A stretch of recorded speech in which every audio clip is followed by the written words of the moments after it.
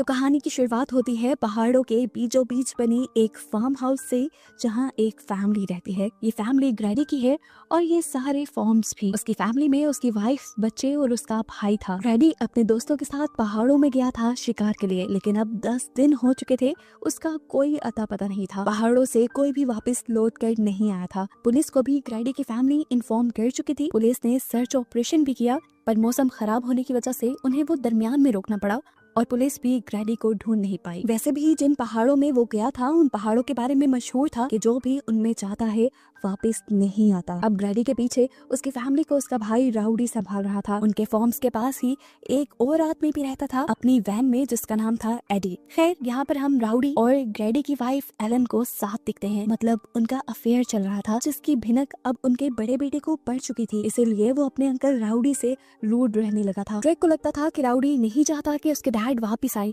इसीलिए वो खुद उनकी तलाश का फैसला करता है। हालांकि राउडी खुद अपने भाई से बहुत प्यार करता था और उसे ही सबसे ज्यादा ग्रैडी की फिक्र थी। ड्रेक को अकेला जाता देखकर वो उसे जाने से मना कर देता है, उससे घोड़ा भी ले लेता है और खुद जाने का फैसला करता है अपने भाई को ढूंढने के लिए। हालांकि उसकी एक टांग खराब भी है और पहाड़ों पर चढ़ना उसके लिए काफी मुश्किल है। लेकिन मजेदार की बात कि इस सब की जरूरत ही नहीं पड़ी, क्योंकि कुछ ही देर में हमने देखा कि ग्रैडी वापस आ चुका है। उसकी हालत इतनी ज्यादा बुरी थी कि दूर से तो ये लोग पहचान भी नहीं पाए कि ये ग्रैडी है। उससे चला नहीं जा रहा था, उसका मुंह भयानक लग रहा था। ये लोग उसे सहारा देते हुए लेके आते हैं तो वो बार बार गिरने लगता है, जिसका मतलब था कि वो बहुत ज्यादा वीक हो चुका है। ये लोग उसे उठाकर सहारा देते हुए जाकर उसके रूम में लेटा देते हैं। उन्होंने चेक करने के लिए डॉक्टर को बुलाया तो डॉक्टर ने बताया कि इससे ग्रैडी को बहुत ज्यादा कमजोरी हो चुकी है, लेकिन वो पहाड़ों से बचकर वापस आ गया है। ये भी बहुत बड़ा चमत्कार है। डॉक्टर के मुताबिक इतनी देर तक कोई भूखा नहीं रह सकता था। ग्रैडी ने 10 दिन के दौरान कुछ तो खाया था, जिसकी वजह से वो जिंदा बचकर यहाँ आया था। खैर, अब उसकी बॉडी बहुत ज्यादा कमजोर हो चुकी थी। उसे हर थोड़ी देर बाद पानी और खाना देते रहना था ताकि वो जल्दी रिकवर कर सके।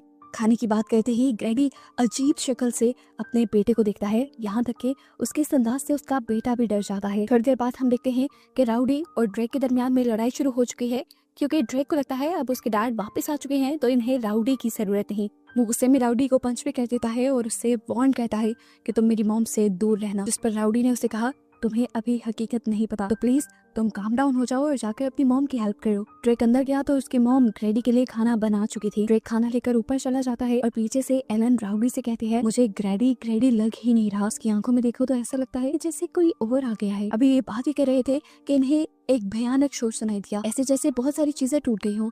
ऊपर जाकर इन्होंने देखा तो ड्रेक खाना गिरा चुका था। एलन ड्रेक के ऊपर बोलने लगी तो ड्रेक ने बताया, मेरी कोई गलती नहीं, खाना ग्रैडी ने खुद गिराया था। हालांकि अभी वो खुद ही भूख से चिल्ला रहा था। एलिना अब उसके चेक करने के लिए उसके करीब जाते हैं तो ग्रैडी अजीब क्रीपी तरीके से उसके जिस्म को लिक करता है और कहता है, टेस्ट तो अच्छा है, मतलब क्या इसे अब इंसानों का गोश्त खाना था? उसके मुंह से बात सुनते ही एलिना का डर से बुरा हाल हो गया और तभी हमें साइड पे एक पिक्चर दिखाई गई जिसमें ग्रैडी की सही हालत थी। खैर, रात हो जाती है, सब लोग सोने के लिए चले जाते हैं। आधी रात में इन सबको घोड़े के चिल्लाने की और किसी की बुरी तरह गुर्राने की आवाज आती है। राउडी ने बाहर जाकर देखा तो किसी ने उसके घोड़े के ऊपर हमला कर दिया था और उसे बहुत ज्यादा जख्मी किया हुआ था। ये कह ले कि उस घोड़े को चीर डाला था। उसने आसपास देखा, वहाँ कोई जानवर, कोई इंसान नहीं था, लेकिन पीछे जूम करके हमें दिखाया गया कि ग्रैडी उस घोड़े को अजीब नजरों से देख रहा है और क्रीपी स्माइल भी दे रहा है। ये सारा शोर सुनकर इनका नेबर एडी भी यहाँ आ चुका था। राउडी को लगा कि ये सारा किसी जंगली जानवर का काम है, लेकिन एडी असल मामला समझ चुका है। उसे लग रहा है कि ये सब किया है ग्रैडी ने। सुबह होते ही वो ग्रैडी से मिलने के लिए जाता है और अपनी जेब से एक चाकू निकाल लेता है और साथ ही अपनी स्टोरी भी सुनाने लगता है बचपन की, जब उसके अंकल उन पहाड़ों से बिल्कुल ग्रैडी की ही तरह जिंदा बचकर वापस आए थे। ग्रैडी की तरह ही वो भी बहुत ज्यादा वीक होकर आया था और आते साथ ही उसने आईडी की पूरी फैमिली को खत्म कर दिया था। उसकी इस हरकत की वजह से पुलिस वालों ने उसे गोली मारकर खत्म कर दिया था, नहीं तो वो बाकी लोगों को भी मार देता। एडी को बताता है, मैं जानता हूँ तुम्हारे अंदर भी ऐसी ही कोई पावर आ चुकी है जो मेरे अंकल के अंदर आ गई थी। वो तुम्हें अंदर से खा रही है, खोखला कर रही है। अगर तुम उसे अंदर से निकाल दो तो तुम ठीक हो जाओगे। उसकी ये बातें सुनकर ग्रैडी किसी भूत की तरह एकदम से सीधा हुआ और चीखते हुए बोला, वो ये सारे काम पहले ही कर चुकी है, वो मेरी बॉडी पे कब्जा कर चुकी है, उससे मेरी बॉडी खोखली बनाती है। एडी अब उसे मारने की सोचता है और ग्रैडी उसकी सोच पढ़ लेता है और उससे कहता है जो सोच रहे हो वो करना भी मत, क्योंकि तुम एक बूढ़े इंसान हो, तुम्हारे पीछे कोई स्ट्रेंथ नहीं और मैं एक अच्छा फार्मर हूँ। अगर तुमने मुझे मार दिया तो तुम पूरी जिंदगी जेल की चक्की पीसते रहोगे। ये कहते ही वो लेट गया और एडी वहां से चला गया। एडी डर चुका था, वो अब खतरे के बारे में सबको बताना चाहता था, इसलिए वो राउडी के पास गया और उसने सारी बातें राउडी को बताना शुरू की कि असल में जो ग्रैडी उन्हें नजर आ रहा था वो अब ग्रैडी था ही नहीं। यहाँ पर ग्रैडी की बॉडी तो थी लेकिन उसके अंदर ग्रैडी की सोल नहीं थी। ग्रैडी के अंदर घुस चुकी थी वेंडिगो की सोल।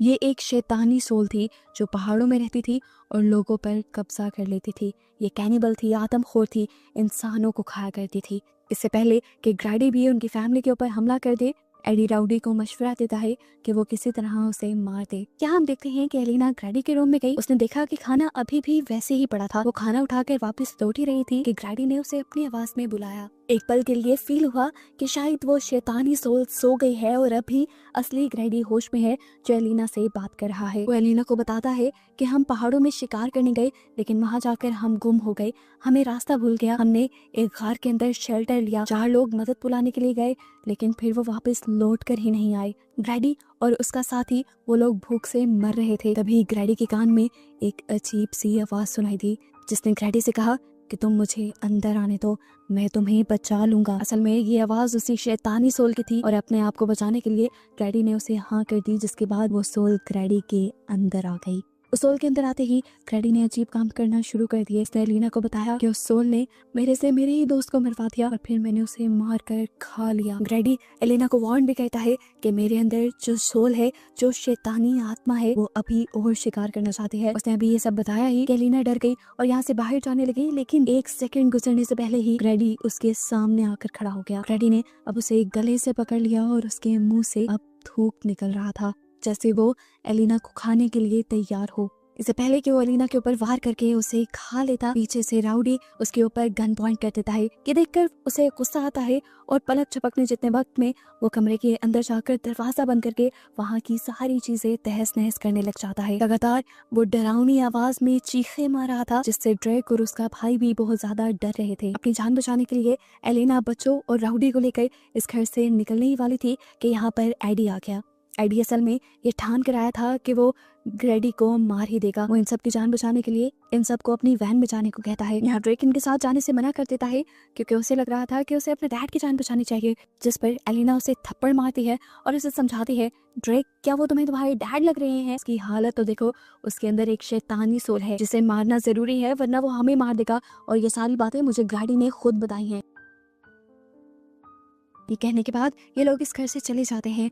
एडी ऊपर जाता है ग्रैडी को मारने के लिए, लेकिन उससे पहले ही पीछे से ग्रैडी आकर उसकी ही गर्दन पे वार करके उसे ही मार डालता है। यहाँ पर हमें अब राउडी को दिखाया गया जो गन लेकर बाहर निकला था क्योंकि वो भी ग्रैडी को खत्म करना चाहता था। उसके पीछे एलिना आ गई जिसने उसे गले लगा लिया। इसके बाद वो बिना कुछ देखे घर के अंदर चला गया।